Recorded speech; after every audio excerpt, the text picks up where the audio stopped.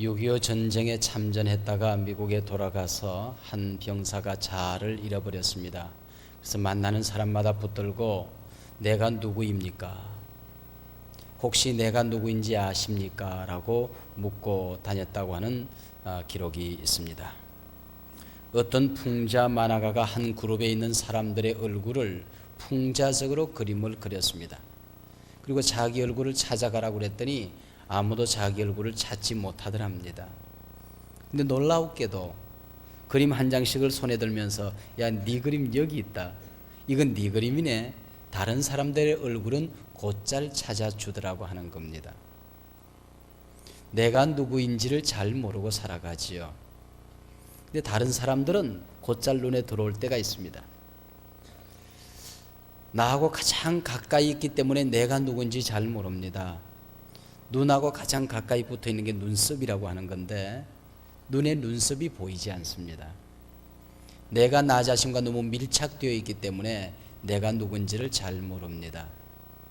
우리 교우들과 함께 성경을 공부하다가 마태복음 1장을 펼쳤습니다. 거기 보면은 누구는 누구를 낳고 누구는 누구를 낳고 수많은 사람들의 이름이 나오지 않습니까?